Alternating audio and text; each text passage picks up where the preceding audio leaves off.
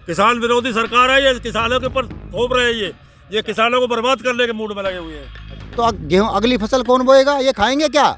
ये पाकिस्तान से मंगाएंगे? सरकार का यो काम है कि करो कोई पिटेगा कल्लू। तो सरकार ने किसानों का तो शोषण करना है, केवल इनसे जो है एक दुधारू गाय की तरह दूध लेना है, उसके बाद लठ मारो और भगा दो। एक ईस्ट इंडिया कंपनी आई थी, अब ईस्ट वेस्ट नॉर्थ साउथ सारी कंपनियां आ रही हैं, ठीक है, चारों तरफ से कब्जा लिया है। ये मोदी जो शुरू से ही पूरे दुनिया में भागे घूम रहे थे ना, ये वहाँ ये संधियां करके आते थे। इस सरकार पे तो पूरी पे 302 का मुकदमा चलना चाहिए और पूरी सरकार को जमानत करानी चाहिए या जेल में होने चाहिए।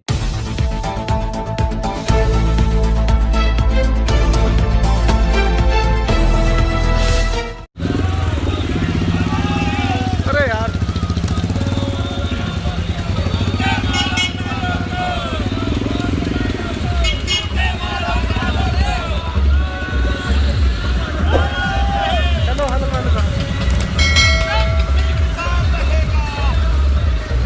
बोलो। आप लोगों को लगातार आरोप रहता है कि प्रदूषण फैला रहे हैं किसान जो पार्ली जला के। किसान की पत्ती का कोई प्रदूषण नहीं होता, ये हाथ के हाथ धुआं गायब हो जाता है। धुआं होता है गंदे कपड़े, मार्केट से जो सामान निकल रहा है उसका धुआं निकल रहा है ये, और उसी की ये प्रदूषण फैल रहा है। हर सरकार जो होती है, अक्सर सरकार किसानों पे ये आरोप लगाती है। ये अब तो एक कानूनी बना दिया, पार्ली जलाने पे सजा हो सकती है। किसान विरोधी सरकार है, ये किसानों के ऊपर थोप रहे हैं। ये किसानों को बर्बाद करने के मूड में लगे हुए हैं। अच्छा, हाँ। अगर पत्ती नहीं उगेगी तो इसका भी समाधान करो कुछ। जी हाँ जी सर, देखिए अगर किसान अगर पत्ती नहीं भूगेगा अपने खेत में तो फिर इसका कोई समाधान करें, जैसे गवर्नमेंट ले या कुछ भी करे, फैक्ट्री वालों से किसी बात करे, लेकिन वो उठाए, लेकिन मना कर पे हमारी पर पत्ती समिति लो। आप गन्ना हमारा गन्ना सारा पत्ती समिति लो, गन्ना पत्ती समिति लो हमारा, हम पत्ती कहाँ ले जाएंगे? क्यों नहीं ले पत्ती समिति करना है? हमारा पागल बना रहे हैं। ये कंपनी जो चल रही है इनका इतना प्रदूषण फैल रहा जिसकी कुछ हद नहीं है। एक किसान बर्बाद कर रखा है इन्होंने पत्ती के ऊपर। अब पराली फूक रहे हैं, पत्ती फूक रहे हैं, क्या मतलब है इस पत्ती पराली का? क्या प्रदूषण है पत्ती का? प्रदूषण तो गंदे कपड़े का फैक्ट्रियों का इसका प्रदूषण बन रहा है, जो गैस निकल रही है इसे बड़े बड़े मिलों के अंदर है, ये प्रदूषण है। इस पर नजर डाले। हमारे किसानों की पत्ती के ऊपर ऐब लगा रहे हैं, किसानों को बर्बाद करने में लगे हुए हैं। ऐब का फांसी दे रखी है। हाँ। ऐसा मैं आपको बताऊं, प्रदूषण एक एनसीआर में वाकई समस्या है, परंतु सरकार का यो काम है कि करो कोई पिटेगा कल्लू। प्रदूषण फैलाए कोई, फंसेगा किसान। इनकी सरकार की ये पॉलिसी है कि सरकार हमसे बैठ के बात कर ले प्रदूषण कहाँ से हो रहा हम बताएंगे। महाराष्ट्र में सभी मिल पत्ती और गोले समेत गन्ना लेती है, कोई पत्ती वहाँ है ही नहीं, तो जलाने की जरूरत ही नहीं। ये इनको कानून और नियम तो इनको बनाने हैं। अब रहा हमारी पराली जो हरियाणा पंजाब में चल रही है, हमारे यहाँ धान ज़्यादा नहीं होता, गन्ना होता है, वो एक यंत्र बना दें कि उसका जो मुंजी का जो नीचे का क्षेत्र है वो पराली है, वो मिट्टी में कट के ठीक हो जाए, आव नष्ट हो जाए, उस पर सरकार किसान को सब्सिडी दे दे, तो किसान उसे क्यों जलाएगा? अगर किसान उसे ना जलाए, इनसे ही पूछो, किसान ना जलाए उसे, तो गेहूँ अगली फसल कौन बोएगा? ये खाएंगे क्या? ये पाकिस्तान से मंगाएंगे? परंतु इनका क्या है कि ये किसान विरोधी, किसान नहीं है, इसी में बैठने वाले लोग हैं, इन्हें किसान ही कमज़ोर दिखता है, उस पर ये बात थोप देते हैं। दिल्ली एनसीआर में फैक्ट्रियाँ हैं, इतने बड़े बड़े धुएँ निकल रहे हैं। आप एक नियम ले आओ कि एनसीआर में फैक्ट्री नहीं चलेंगी, सब शिफ्ट हो जाएंगी। आपकी बुलंदशहर, अलीगढ़ और मुरादाबाद, आधा प्रदूषण खत्म हो जाएगा। इन्हें करना कुछ नहीं है, इनका एक फंडा है कि साफ तौर पे यह है कि जो गरीब है, जो बिजनेसमैन है, उनका फायदा बढ़ाना है, उनका आरोप किसानों पे थोपना है। हाँ, किसानों पे थोपना है, क्योंकि पराली अगर आप पत्ती जलाने से हैं तो महाराष्ट्र में जब गन्ना पिल सकता है, चीनी बन सकती है, यहाँ कोई नहीं। हमारा गन्ने समिति ले लो, पत्ती समिति, तो काम ही खत्म हो जाएगा। हम क्यों जलाएंगे? किसान कोई खराब काम थोड़ी करता है। देश में सबसे बड़ा योगदान इस देश को चलाने में, लॉकडाउन में बड़े से बड़े पूंजीपति के चुतर सड़क पर लग गए, भाग्य सब किसान ही खड़ा रहा। आज जीडीपी को किसान खड़ा रहा, अपने खेत में काम करता रहा मुस्तैदी से, सबका पेट भरता रहा और अब रोजी रोटी का अंजाम करता रहा बगैर कोरोना से डरे। जब सब सारा देश डर गया था, किसान ही डरा, और ये किसान पे आरोप लगाते हैं। तो हमारा कहना है कि सरकार आँख खोले, अन्यथा जब पहली नहीं रही ये क्या रहेंगी? जो 65 साल वाले नहीं रहे तो ये क्या रहेंगे? कोई दूसरा आ जाएगा, दूसरा सुनेगा। देखिए, ये ग्लोबलाइजेशन का मुद्दा है। अभी जब कोरोना के वक्त पे सब अंदर थे घरों में, गाड़ियां नहीं चली, तो कितना साफ सुथरा आकाश दिख रहा था, गंगा नदी वगैरह सब दिखाई दे रहा था। तो प्रदूषण तो वहाँ से है। जब से फैक्ट्रियाँ लगने लगी हैं तब से ये प्रदूषण होने लगा है। पारंपरिक खेती हमारी पहले भी होती आ रही थी, तब तो नहीं होता था, ठीक है ना। तो ये एनजीटी का, इनका एक महकमों का, इनका अपना एक षड्यंत्र है। सरकार नहीं सुन रही है किसी भी किसानों की, क्योंकि किसानों से तो सरकार ने किसानों का तो शोषण करना है। केवल इनसे जो है एक दुधारू गाय की तरह दूध लेना है, उसके बाद लठ मारो और भगा दो। ये किसान, इस सरकार की नीतियां हैं ये। उस दुधारू दूध से उसके बाद मक्खन बनेगा, उसके बाद घी बनेगा, वो 500 रुपये किलो, 1000 रुपये किलो, वो फिर उसी पब्लिक ने, उसी किसान को खाना है। आज तक 6 साल में किसानों का या इस देश के मीडियम क्लास आदमी का या मजदूर का क्या फ़ायदा किया है इन्होंने? अभी मैंने फ़ायदे गिनवाए तो आपको कि 6000 रुपये दे के उसी परिवार से 20,000 रुपये वसूल कर लिए इन्होंने। देख लो आप, रिजल्ट है ये सामने। तो कहाँ फ़ायदा कर रहे हैं ये तो बहका रहे हैं। इनका काम बहकाने का है केवल। देखिए, चोर तो अपना माल बेचना है बिजनेसमैन को, वो तो झूठ बोलेगा ही, मेरा ये है, मेरा अच्छा है, ये कंपनी ऐसी थी, वो अच्छा। तो ये तो हमें किसानों को, देश की जनता को बरगला रहे हैं। आज तो किसान परेशान है, लेकिन मैं ये कहना चाह रहा हूँ ये लागू हो जाएगा जब किसान कुछ इसकी चपेट में आ जाएंगे। वो तो बंधुआ मजदूर बनी जाएंगे। जब स्टोर करने लगे, जब वो माल मार्केट में आएगा, उपभोक्ता जब उसे खरीदेंगे, तब पब्लिक जब परेशान होगी ना, तब हाहाकार मचेगा। इसका असर दिख रहा है ना आलू और प्याज जो हाँ, महंगा हो रहा है। आलू और देखिए, आलू और प्याज पे इस पे दिख रहा है सर, आपको साफ नजर आ रहा है। पहले नासिक में प्याज इकट्ठा कर लिया करते थे, भंडारण हो जाता था, रोक लेते थे वहाँ, तो वो सामने आ रहा। सेम चीज़ अब हर क्षेत्र में होने जा रही है। छोटा व्यापारी जो है ना, वो तो ख़त्म ही कर दिया, मंडी ख़त्म कर दी, राजस्व चला जाता था थोड़ा पैसा। अब बड़ा व्यापारी मीन्स, अब टाटा बिरला को भी छोड़ो, विदेशी कंपनियां आ रही हैं। कि ईस्ट इंडिया कंपनी आई थी, अब ईस्ट वेस्ट नॉर्थ साउथ सारी कंपनियां आ रही हैं, ठीक है। चारों तरफ से कब्जा लिया है। ये मोदी जो शुरू से ही पूरे दुनिया में भागे घूम रहे थे ना, ये वहाँ ये संधियाँ करके आते थे। इन्होंने अपॉइंटमेंट्स ले के कभी उसे बुला, कभी उसे, ये बहुत बड़ा षड्यंत्र है। पब्लिक के अब समझ में आ गया है। ये जो कहते हैं ना, हमारा क्या बाबू, हम तो थैला उठा के निकल लेंगे। भैया, थैला उठा के ना जाने दें। मैं एक ईस्ट इंडिया कंपनी के लिए पहले एक भगत सिंह था, अब 4 कंपनियों के लिए 4 भगत सिंह होंगे। जनसंख्या भी बढ़ चुकी है, बहुत देशभक्त हैं इस देश में, भला बुरा जानते हैं। हमारे परिवारों में से हमारे ही बच्चे सेना में, पुलिस में IAS PCS ऑफिसर हैं। प्रधानमंत्री जी कह रहे हैं कि थैला उठा के चले जाएंगे, लेकिन अभी तो 84,000 करोड़ का उन्होंने प्लेन खरीदा है। हाँ, वो जी देखिए, ये आते के साथ ही एम्बेसडर कार तो इन्हें लगने लगी छोटी, खतरनाक। इन्होंने एक तो मर्सिडीज कारें कई करोड़ की, 1-1.5 करोड़ की आती हैं।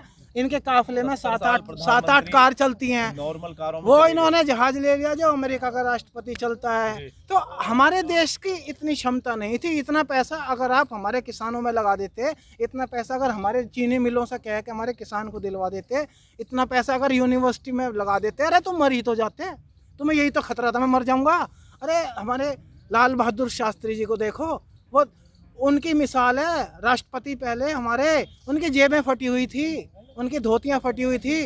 तो मिसाल है हमारे बुजुर्गों की। इन्होंने तो हर बार जो है नए वस्त्र धारण करना, मेकअप वाले इनके सुना, पता चला वो कई लाख रुपए पर मंथ लेते हैं इनका। तो ये अभिनेता है भाई, ये तो बहुत बड़ा अभिनेता। हम तो अब समझें।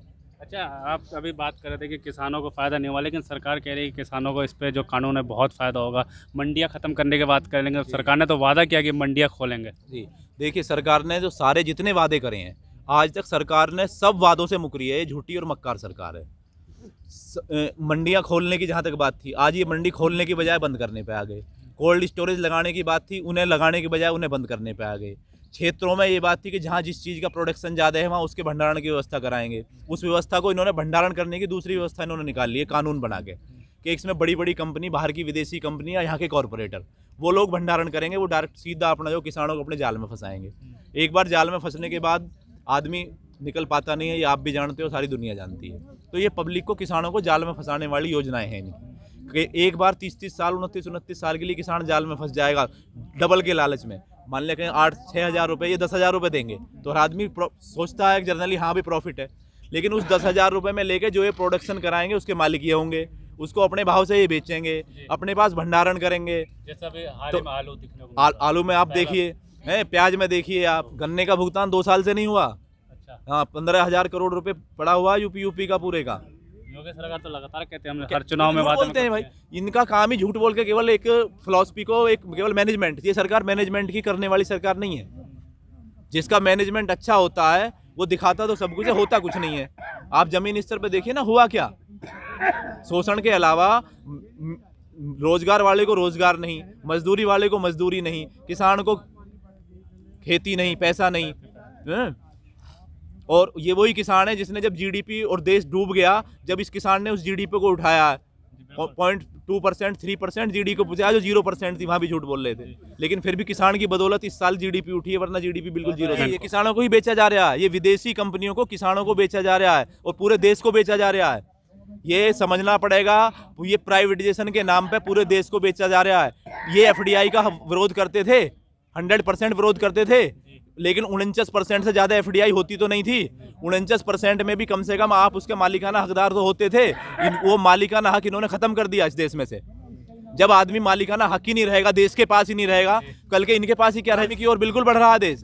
ये गुलाम जानबूझ के करवा रहे हैं। इनकी जो आपका इन्होंने भाषण नहीं सुने, ये छोटा सा जो भाषण देते हैं, मैं इनके भाषण को बड़ी गौर से सुनता हूँ, उनके मतलब बहुत बड़े होते हैं। हमारे मोदी जी कहते हैं, आपने सुना होगा, कम गवर्नेंस, कम गवर्नमेंट ज़्यादा गवर्नेंस। कम गवर्नमेंट का मतलब मुझे बहुत समझ में अब आया 6 साल बाद। वो जब आया कि जब सरकारी नौकरियां खत्म हो गई, कि भाई गवर्नमेंट में हम नौकरियां नहीं देंगे, केवल गवर्नेंस, हम केवल राज करेंगे। एक चीज आपने इनकी सुनी होगी, ये लोग कहते हैं कि हम अभी 50 साल शासन करेंगे, शाह जी की कहते हैं ना, तो ये 50 साल शासन करने की प्रणाली है। जहां तक मैं समझाऊं कि देश को गुलाम बनाओ, इनके हाथ से सब कुछ छीन लो, फिर ये 50 साल तक अपने आप ही रोटी रोजी के लिए मारे मारे फिरेंगे, तो शासन तुम कर ही लोगे। 2 वक्त की रोटी को या विकास समझ लो जी, बस 2 वक्त की रोटी भी नहीं देंगे ये देश को उस तरफ ले जा रहे हैं गुलामी की ओर, कि जब आदमी गुलाम हुआ था तो 1200 साल गुलाम रहा है ये देश। तो इनका तो इरादा बहुत छोटा है, 50 साल केवल कह रहे हैं ये, क्योंकि 50 साल यूं कह रहे हैं कि व्यवस्थाएं ऐसी बदल गई, 50 साल के बाद इनसे भी छिन जाएगा, इन पे भी नहीं रहेगा। इन्हें पता है कि ना वो देश, ये देश हमारे पास रहेगा, ना हम हिल पाएंगे, तो ये औरों के गुलाम हो जाएगा। फिर हमें 1200 साल आके हमारी और 1200 साल में जो जनरेशन आएंगी, उन्हें फिर दोबारा वही चीज जी लड़ाई लड़नी पड़ेगी, क्योंकि हालात उसी तरफ जा रहे हैं। और मैं जागरूक करता हूं उस देश की जनता को कि इन चीजों के खिलाफ खड़ी हो। आप देखिए, आधार कार्ड से लेके जीएसटी से लेके हर चीज इन्होंने वो इम्प्लीमेंट करी है जिसे कांग्रेस भी इम्प्लीमेंट करती थी, लेकिन धीरे धीरे करती थी, लोगों की राय लेके करती थी, संशोधन करके करती थी। ये लोग शायद पता नहीं क्या सोच रहे हैं, ये जबरदस्ती कर रहे हैं, गलत तरीके से इम्प्लीमेंट कर रहे हैं, पब्लिक के बारे में नहीं सोच रहे हैं। पब्लिक के बारे में सोचें। हैं, मोदी जी का, सुषमा स्वराज जी का एक मैंने बड़ा लोकसभा में भाषण सुना, जब ये डॉलर 60 रुपये या 62 रुपये हुआ करता था, तो उन्होंने वो डॉलर दिखा के कहा, और एक उसके साथ कार्टून भी छापा कि ये जो है आईसीयू में पड़ा है डॉलर। आज 75 रुपये और 80 रुपये तक डॉलर पहुंच गया, तो इन्होंने तो कत्ल कर दिया उनका डॉलर का। इस सरकार पे तो पूरी पे 302 का मुकदमा चलना चाहिए और पूरी सरकार को जमानत करानी चाहिए या जेल में होने चाहिए। आप बताइए मेरी बात, जब इन्हीं के कहे अनुसार, कथन अनुसार डॉलर 60 रुपए पे आईसीयू में था, तो 75 रुपए में तो नेचुरली मर गया वो। ये देश, सुनो एक खास बात है, वो भी गौर करें देशवासी और आप सब, ये देश आज़ाद नहीं हुआ था, सत्ता का स्थानांतरण हुआ था, ठीक है, और वो कॉमनवेल्थ के तहत अभी भी काम कर रहा है। वो जो नीतियाँ अंग्रेजों की थी, ये सारी पहले से बनी हुई थी, इसको लागू करने की कोशिशें पहले भी हुई थी। हमारे जो भारतीय किसान यूनियन के संस्थापक राष्ट्रीय अध्यक्ष चौधरी महेंद्र सिंह टिकैत जी, उन्होंने उन सभी कानूनों को रोकने के लिए बहुत बड़ा संघर्ष किया 30 साल तक, और मैं भी उनमें शामिल रहा। बचपन से 8-9 साल 10 साल की उम्र से मैंने उन कानूनों का विरोध किया। आज हम इस उम्र में हो गए देखते देखते 25-30 साल कि वो कानून अभी तक तो रुके रहे थे, लेकिन ये सरकार आने के बाद इन्होंने वही चीज़ लागू कर दी, ठीक है।